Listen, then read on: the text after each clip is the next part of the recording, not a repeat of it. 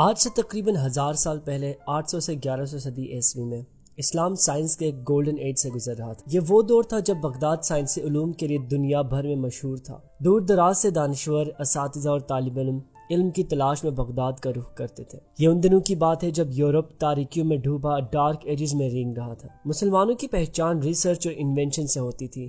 Algebra, algorithm, agriculture, medicine, navigation, astronomy, physics, cosmology, psychology, ان سب fields کے champions مسلمان تھے۔ پھر یہ سب اچانک رک گیا۔ علم، فلسفہ، ایجاد اور دانش کا یہ دور اچانک مسلمانوں کے سامنے سے غائب کیسے ہو گیا؟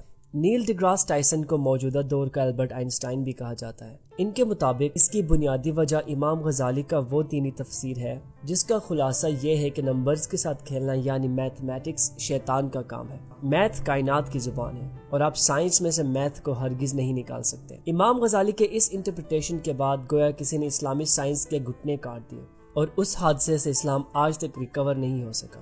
1900 سے 2010 کے درمیان سائنس کے شعبے میں نوبیل پرائز حاصل کرنے والوں کو دیکھتے ہیں۔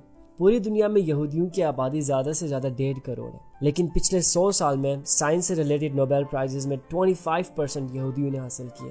اس کے مقابلے میں مسلمانوں کی آبادی 1.5 ارب ہے، اور یہ نمبرز ہماری سائنٹیفک کنٹریبیوشن کو ریپرزینٹ کرتے ہیں۔ کیونکہ ہم پاکستان میں رہتے ہیں تو یہ ایک بھی یہاں سے نکال لیں۔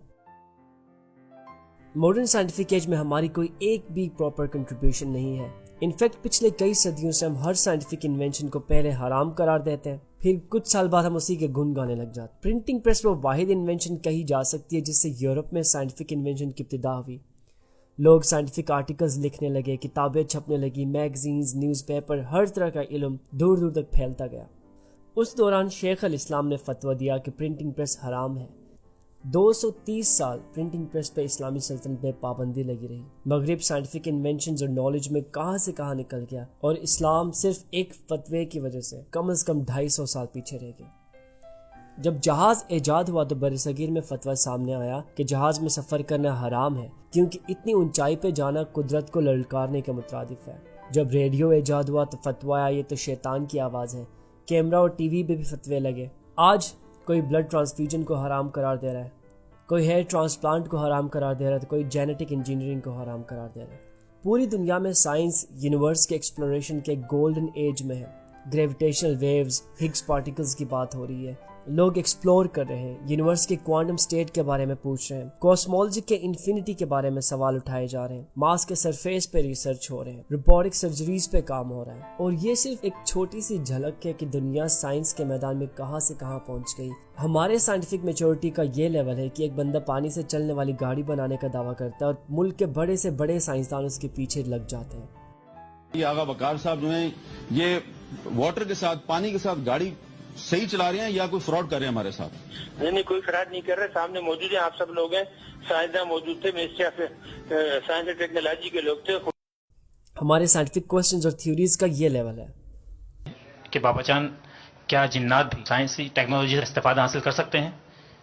کیونکہ بعض اوقات ایسا دیکھا گیا ہے کہ جب ہم لوگ سسٹم وغیرہ آف کر کے جاتے ہیں آفیسز وغیرہ کے، یا کوئی مشین وغیرہ آف کر کے جاتے ہیں تو اور صبح آگے دیکھتے ہیں تو وہ سسٹم وغیرہ آن ہوئے ہوتے ہیں، ان پہ کچھ کام بھی کیا جا چکا ہوتا ہے۔ اس کے بارے میں آپ کیا فرماتے ہیں؟ ثابتة أم تتحرك؟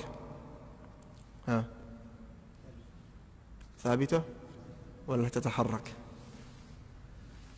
بالحقيقة الذي عليه علماؤنا كالشيخ الإمام عبد العزيز بن باز، الشيخ صالح الفوزان حفظه الله تعالى، أن الأرض ثابتة لا تتحرك۔ بابا یہاں پہ موبائل چارج کرنے کا بہت مسئلہ ہے، تو امیر علیہ سنت دامت برکاتہم العالیہ نے ان کا ہاتھ میں ہاتھ لیے، تقریباً 11 سے 12 منٹ ان کے ہاتھ میں ہاتھ باپا کا تھا۔ الحمدللہ اس کی برکت سے آج تقریباً مارچ کی 12 تاریخ ہے، اور الحمدللہ جنوری سے لے کے یہ مارچ تک ان کو موبائل چارج نہیں کرنا پڑا۔